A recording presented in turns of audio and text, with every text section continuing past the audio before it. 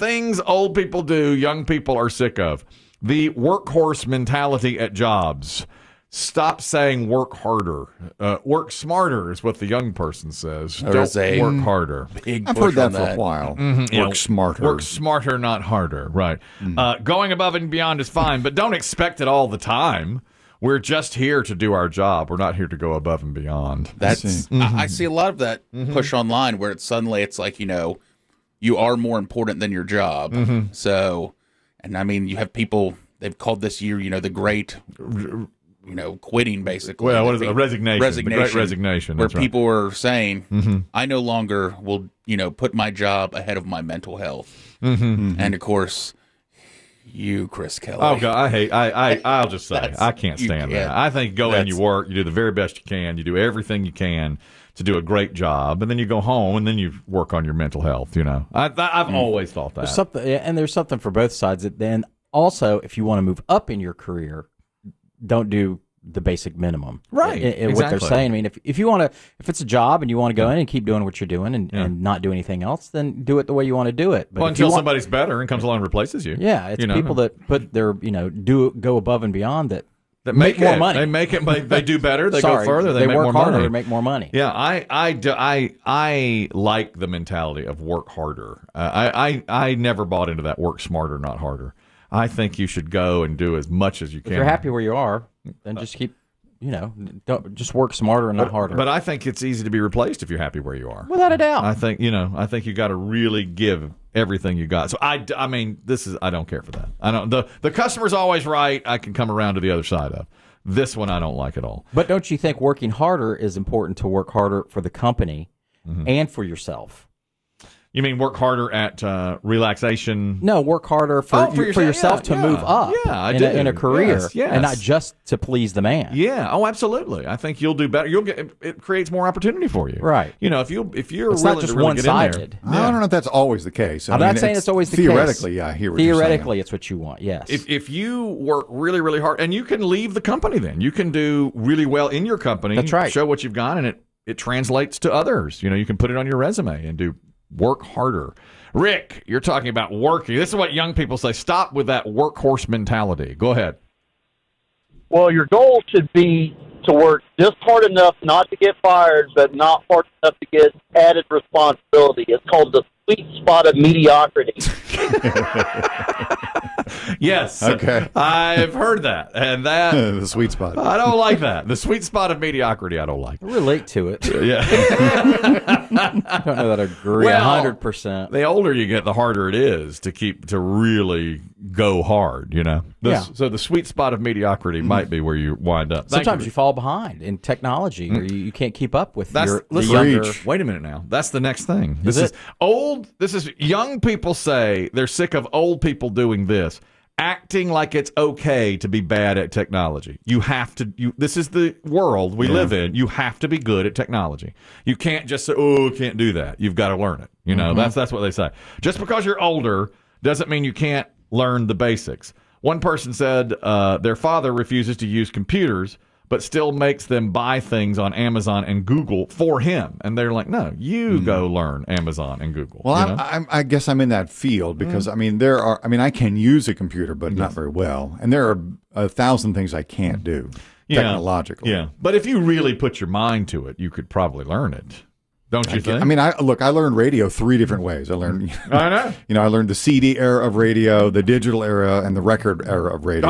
I know. Now everything's technological. I can't edit on a computer. You can. But you could learn that. It took me 2 people have tried to teach me. Really? One of them's in this room. Dave. Talk Kelly. You did teach me. I can. For whatever reason, I just couldn't pick it up. Yeah. It's funny too. Sometimes you try too hard and you make it more difficult in your mind than it really is. It's I'm sure really that's part simple. of it. I'm sure that's part of it. When we had a high school student doing his senior project in here on us several years ago, member of my family, he had to watch Shadow. I never ever want anybody Shadow program. Now, I would turn anybody down for that, and I can't stand. But this is family. But this was family. You had to say yes. So my wife said you have to say yes to him. I was like, okay. So he came in. and I was going to teach him editing. And so I get the computer up there, and I said, now, here's how you do this. Now watch this. Right, I said, now watch me. I'm going to take this piece of audio and do this. And then he's like, oh, yeah. And so he sat down, and then he taught me. He's like, well, if you do it this way, you can get an echo effect. I was like, show me that again. Show me that again. Yeah, when I went to leave, you were up out of your office chair and he was sitting in it. Yeah, he was in it. He was driving. I was over his shoulder. Huh. Yeah, this is a pretty basic program. Yeah. He's like, using Cool Edit 1? Yeah, we've got 5 at the house. Cool Edit 6. yeah. And Yeah, they I have was, this on our school computers. he's like, let me reverse this for you and flip it around. I couldn't believe it. I mean, I really didn't. My little sister uses this program. Yeah.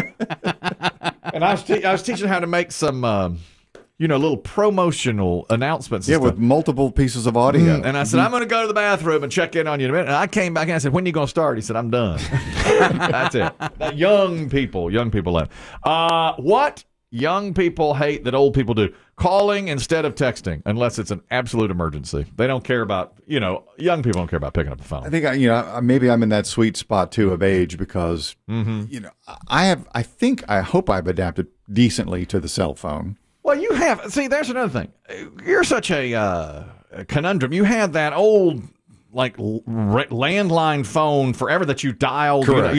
Forever. A rotary dial phone. A rotary dial phone when everybody had moved on to even cell phones. To flip phones, for sure. Yeah. But then when you got, now that you have the smartphone, you're on Twitter and stuff. You do that kind of stuff pretty well.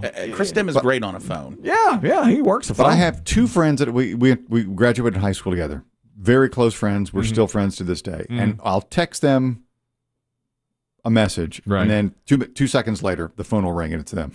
Yeah, right. Oh gosh, they don't want to respond via text, so they're at the other level. Yeah, it depends on my mood because sometimes I'm the type that if I'm having a long conversation with somebody, well, you want to call over then. text. I'm like, this is getting just too call much. me, right? Yeah. But other times when somebody does call me, I'm like, oh God, Depends on who it is. Of course, yeah. And you really, once you go back and forth on text 4 or 5 times, all right, let me call. I mean, if you need to explain something. It's some things are more complex, for sure. Yeah, no doubt about that. But it's rare. Yeah, you can usually get it done with the text. Texting has been a real nice thing. That's because when your wife wants to tell you, hey, stop at the store and pick something up, or have you seen that? That's done. easy. That's Have you ever gone onto a company's website, a utility or whatever, and chatted with somebody on there, one of their representatives? Yeah, I've done that. That works sometimes. It does. It works better than a phone and better than a text. I was afraid of that. At the beginning, I was afraid of it. No. But it works. You get your point across. Yeah, it works pretty It's well. hard. It's hard with my fat thumbs sometimes on my phone, but interestingly, I still if we're ordering a pizza, I always call it in. yeah. Do you really? I do. When somebody says order, I'll tell you, online ordering has been the best thing that's ever happened to me. I always call it in. I don't know why, really. Do you have the phone number saved in your phone, or do you have to Google it and then hit dial? I Google it and hit dial. And are you sure you want to dial it? You're holding a smartphone. This place has an app. I want to tell them. I want to say, I want this. Oh, an extra sauce. Oh, I couldn't have done that. That's never an option. No one wants extra But sauce. I find it. I'll tell you this. the topping slide off. I find it easier to talk to them and tell them what I want. I will tell you, one major player has gone to a answering service. Is it like Papa John's or Papa John's answering service now? I've heard, that it's you're not automated. So when you're saying getting to the store is tougher. Yeah. So you're saying that this is just a phone bank somewhere, not in the store. Never a human being. They're taking they'll take your order, but it's like a phone bank system. Yeah, and I don't care for that.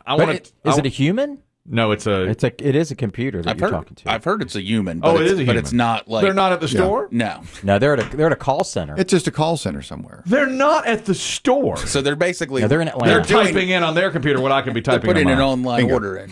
Yeah. What? They're in a whole nother state. Are you out of your mind? I've heard that's the case for at least some areas. No, I want to talk to the store. They're in Atlanta. Part of our new Work Smarter initiative. Oh God! Oh my God! That makes me sick. For the company, it's work cheaper. That makes me sick. Of course it is. They're taking our jobs. Of course, the robots. The robots. As I told you yesterday. So they don't. Yeah, they do not like the young people. Of course, don't like calling. They like texting better. And young people are sick of older people talking about the participation trophy. You know how everybody gets a trophy where we say that? Mm-hmm. They say, yeah, it's true. We all got trophies growing up. Guess who gave them to us? You. You know, the older people are the ones that did that started that. That is true. Yeah. I mean, I do hear that argument a lot, and it makes me roll my eyes. And people of my generation and younger say, everybody gets a trophy. Yeah. They use it as a pejorative. Yeah. I always roll my eyes at it. Why? Because when I played baseball in the 60s and 70s. I got trophies for just being on a team. And did you? Yeah, I got a tiny little trophy. Did you? We never did. I don't think we did. Well, I have like 7 or 8 trophies, but we had to win our division or whatever it was. We didn't get participation trophies. I got a rock. Yeah. We did not. Yeah. Now every team, every person does get a trophy. But I do agree with this. It's like, the 50-year-olds are the ones, or the 40-year-olds are coaching the teams, and we're the ones doing that, True. We are making life easier for our kids. Dave and it's easy in the abstract to say kids have it easy, but nobody wants their kids to struggle. That's true. I mean, I help my kid out all the time, and Dave and I said that the same thing. But that's the parental objective. You want your kids have it do better than you, same as your parents. And your parents were the same way, right? But in the long run, I wonder, instead of making my kid mow the yard, I'll pay someone to mow the yard. Would it be better if he learned how to mow the yard? There's going to be a time when he needs to mow the yard. Probably he's going to have to do it himself one day, probably. Exactly. Unless he hires somebody. So I'm really probably doing him a disservice. Winona, you're talking about texting versus calling. Go ahead. It's not Winona, it's Winona. Oh, Winona. I love y'all. Thank you. Here's the thing about texting versus telephone calls. Mm-hmm. I'm a substitute teacher, and at times I'll tell kids, I'll write a sentence on the board, and I'll read it out, and every time I read it, I emphasize a different word in the sentence, which completely changes the meaning. Right. So if you're sending a text, you might mean it to sound one happy way. Mm-hmm. The other person reads it. They're having a bad day, so they're taking things wrong anyway. Suddenly they read your text. Y'all don't talk for 10 solid years because of that one teeny tiny text, where if you'd made a phone call, everybody would still be happy and loving and everything else. The inflection makes a difference. Of course, she's right about that. And believe me, look, as a person who deals in sarcasm, low-key assholery, and irony, boy, he is. It doesn't always work in text form. I mean, he's all those things. Teaches it. That's a fact. That's the truth. I'm thinking of doing a master class. That's a good point, Winona. He's right. He is so good at that. A lot of times he'll text us something just razor sharp, right? And I'll be ready to text something myself and be like, "Well, that's." Yeah, it needs the inflection. It needs the. I'm no good at it. That's who can I text and get rid of for 10 years? She just gave me a great idea. I tell you what, I don't care. I'll tell you what I don't care for is I am really good. I've recently discovered the Bitmoji, and now I have. Golly, I've got probably 25 Bitmojis of myself. Doing different things, praying and it's pretty vain. Thumbs up in, and all that stuff. But when Dave draws devil horns on it, and sending them, all right there, that's not my thing. It is one thing I don't think that my nieces are in their 20s. I don't think they do that. See, I thought that was the thing. You're the only person of all my contacts that sends Bitmojis. I send those things and I send them to my son, and he'll say, "Stop sending the thumbs up thing. Just say okay or whatever." Use an emoji. Don't use the Bitmoji. The number one emoji. Some group every year does the number one emoji that people use. I bet you can guess it. I bet you can guess the number one used emoji. It's not the poop thing, is it? It's not the poop thing. It's got to be laugh till cry. That's it. Laugh till cry is number one. And then the second was like a big smiley face. You know, that's what people send. The least used, I was a little surprised by this, I guess. The all those flags, how you have flag of every single nation? Yes. Yeah. Nobody. And they're in alphabetical order. Nobody said. Are they? Yeah. They are. To get to the United States takes a long time. It takes a long time. All the way in the back.